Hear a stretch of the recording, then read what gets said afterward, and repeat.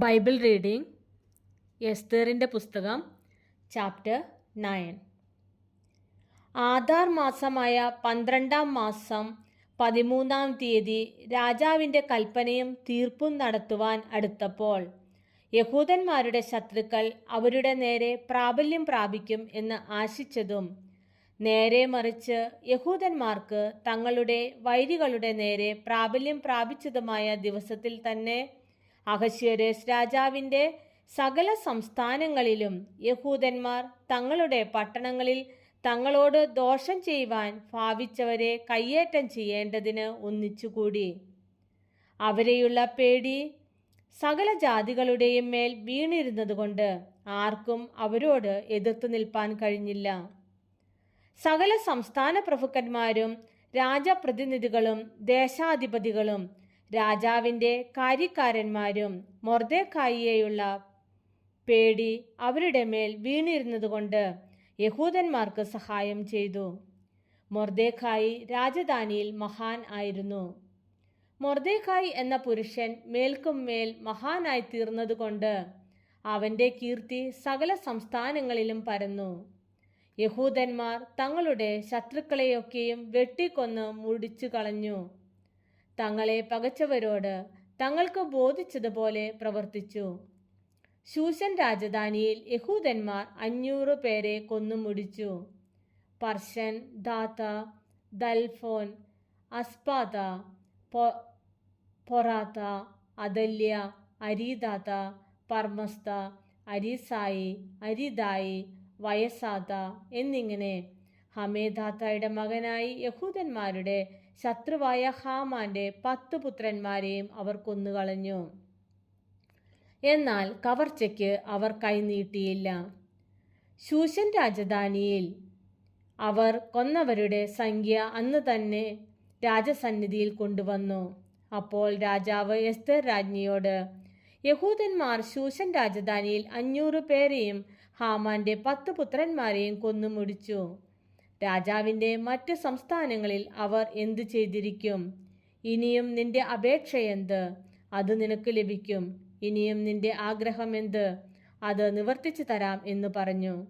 അതിന് എസ്തേർ രാജാവിന് തിരുവുള്ളമുണ്ടായി. ശൂശനിലെ യഹൂദന്മാർ ഇന്നത്തെ തീർപ്പ് പോലെ നാളെയും ചെയ്യുവാൻ അനുവദിക്കുകയും ഹാമാന്റെ 10 പുത്രന്മാരെയും കഴുമരത്തിന്മേൽ തൂക്കിക്കുകയും ചെയ്യണമേ എന്ന് പറഞ്ഞു. അങ്ങനെ ചെയ്തു കൊള്ളുവാൻ രാജാവ് കൽപ്പിച്ചു.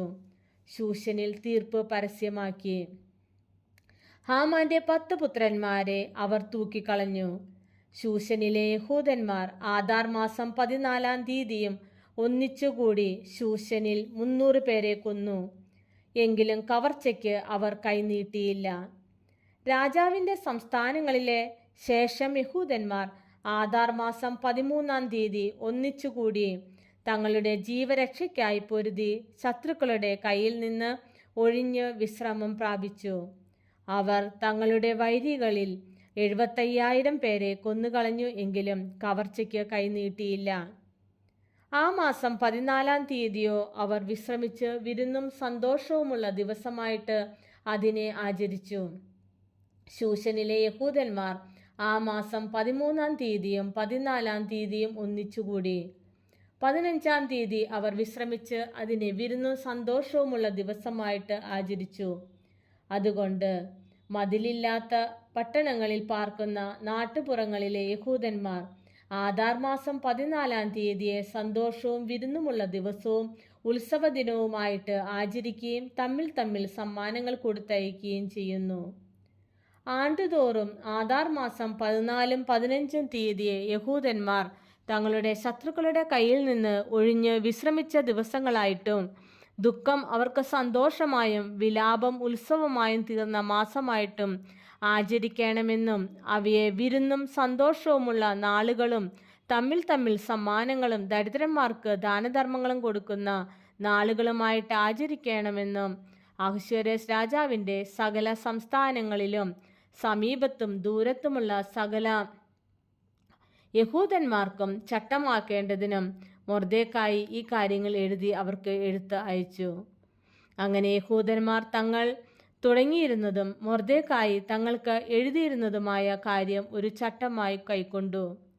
ആഗാഗ്യനായ ഹമേദാത്തയുടെ മകനായി എല്ലാ യഹൂദന്മാരുടെയും ശത്രുവായ ഹാമാൻ യഹൂദന്മാരെ നശിപ്പിക്കേണ്ടതിന് അവരുടെ നേരെ ഉപായം ചിന്തിക്കുകയും അവരെ നശിപ്പിച്ച് മുടിക്കേണ്ടതിന് പൂരെന്ന ചീട്ട് ഇടുവിക്കുകയും കാര്യം രാജാവിന് അറിവ് കിട്ടിയപ്പോൾ അവൻ യഹൂദന്മാർക്ക് വിരോധമായി ചിന്തിച്ചിരുന്ന ഉപായം അവൻ്റെ തലയിലേക്ക് തന്നെ തിരിയുവാനും അവനെയും അവൻ്റെ പുത്രന്മാരെയും കഴുമരത്തിന്മേൽ തൂക്കിക്കളവാനും രാജാവ് രേഖാമൂലം കൽപ്പിക്കുകയും ചെയ്തതുകൊണ്ട് അവർ ആ നാളുകൾക്ക് പൂര എന്ന പദത്താൽ പുരീം എന്ന് പേർ വിളിച്ചു.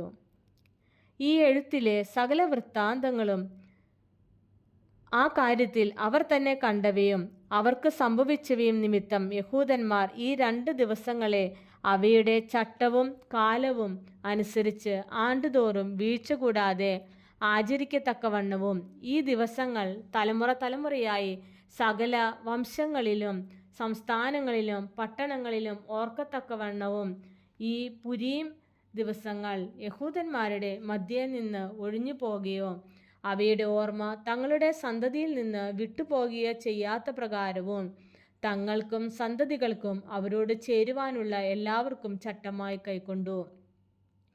പുരീം സംബന്ധിച്ച ഈ 2-ാം ലേഖനം സ്ഥിരമാക്കേണ്ടതിന് അബീഹൈലിൻ്റെ മകളായ എസ്തേർ രാജ്ഞിയും യഹൂദനായ മൊർദെഖായിയും സർവാധികാരത്തോടും കൂടെ എഴുതി.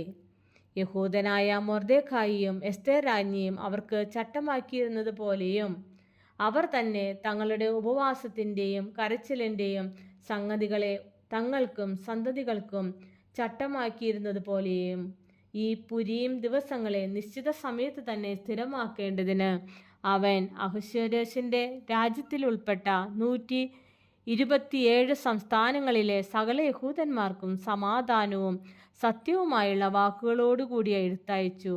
ഇങ്ങനെ എസ്തേറിൻ്റെ ആജ്ഞയാൽ പുരീം സംബന്ധിച്ച കാര്യങ്ങൾ ഉറപ്പായി അത് പുസ്തകത്തിൽ എഴുതിവെച്ചു.